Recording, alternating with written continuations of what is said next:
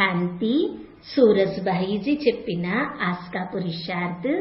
ఎంత సుందర సమయము వచ్చేసినది.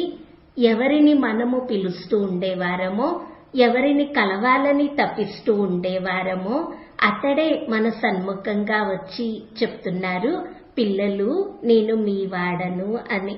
మనకి తనతో సంబంధము జోడింపబడినది. లోతుగా మనము కూడా మనస్సులో ఈ సంబంధమును జోడిద్దాము. భగవంతుడే నా వారు అని. ఎవరినైతే ప్రపంచమంతా వెతుకుతూ ఉన్నదో స్వయంగా అతడే నా వారు. ఆలోచించండి, ఎవరైతే సర్వశక్తివంతుడో అతడు నావాడు. అందరి దుఃఖములను హరించేవారే స్వయంగా నా వారు అయ్యారు. అందరిది చెడగొట్టేది బాగుపరిచేవారు, స్వర్గ రచన చేసేవారు నావాడు. మరి ఇలా సత్య హృదయంతో స్వీకరిస్తామో బాబా నా వారు అని, ఇక బాబా కూడా పైనుండి పిలుస్తారు, పిల్లలు నేను కూడా మీ వాడను అని. నా సర్వస్వము కూడా మీదే అని బాబా చెప్తూ ఉన్నారు. మనము బాబాని వారసునిగా చేసుకుంటాము. బాబా నేను నీ వాడను, నా సర్వస్వము నీదే అని మనము చెప్తాము. అప్పుడు ఎదుటి నుండి కూడా ఇదే జవాబు వస్తుంది, పిల్లలు నాదంతా నీదే అని. సూక్ష్మ పురుషార్థము ఇదే. నాది అనేదంతా బాబాదిగా అవ్వాలి. ఇక మిగిలిన అన్ని రకాల నాది నాది సమాప్తం అవ్వాలి.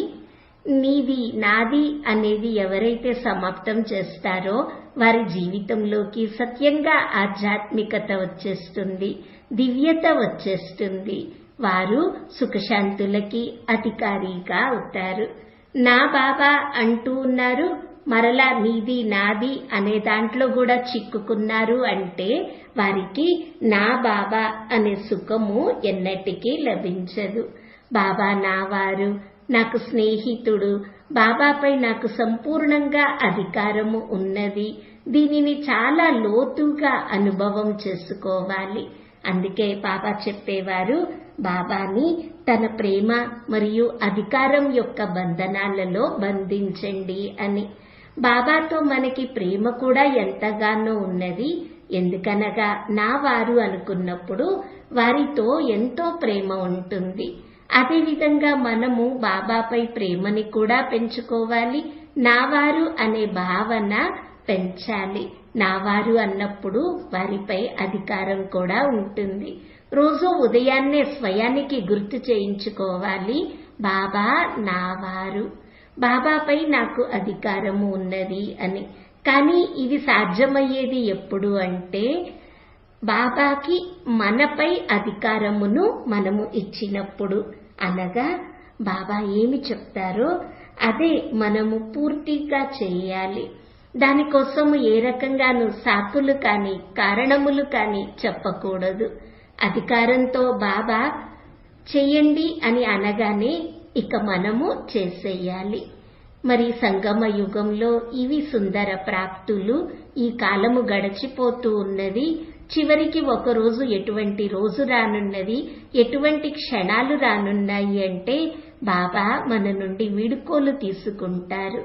మనము మళ్లీ ద్వాపర యుగము నుండి బాబాని కలవాలని ఎదురు చూస్తూ ఉంటాము, బాబాని పిలుస్తూ ఉంటాము. ఎందుకనగా బాబా యొక్క ప్రేమ, బాబా నుండి లభించే సుఖముల అనుభవము మనకి సంగమ యుగములో కలిగినది. కావున మరలా మరలా అవే గుర్తు చేసుకుంటూ ఉంటాము. కావున బుద్ధివంతులుగా ఈ సంగమయుగ కాలమును సఫలీకృతం చేసుకోవాలి. బాబా నుండి ఏమి పొందాలనుకుంటున్నామో అవి అన్నీ పొందాలి. గుర్తుపెట్టుకోవాలి, ఇటువంటి సువర్ణావకాశము మరలా మరలా రాదు. మరి చెక్ చేసుకోవాలి, ఇటువంటి సుందర సమయములో మనము ఎక్కడ మునిగి ఉన్నాము, మన శక్తి అంతా ఎక్కడ కేటాయిస్తున్నాము, మనసు బుద్ధి ఎటువైపుకి లాగబడుతున్నాయి. ఇవి చూసుకొని అటువైపు నుండి మరల్చి పూర్తిగా బాబాపై తన మనసు బుద్ధిని ఏకాగ్రపరచాలి. ఈ రోజంతా ఇదే సుందర సంతోషంతో ఉందాము. ఎవరినైతే భగవంతుడు అని పిలుస్తూ వచ్చామో అతడే నా వారు, నా తోడు ఉన్నారు అని రోజంతా ఇదే గుర్తు పెట్టుకుందాము. బాబా తోడుగా ఉన్నారు, నా తలపై బాబా యొక్క ఛత్రఛాయ ఉన్నది, తన శక్తుల కిరణములు నిరంతరము నాలో ఇమిడిపోతూ ఉన్నాయి. ఇదే మంచి అనుభవంతో ఈ రోజుటి సంపూర్ణ ఆనందమును పొందుదాము. ఓం శాంతి.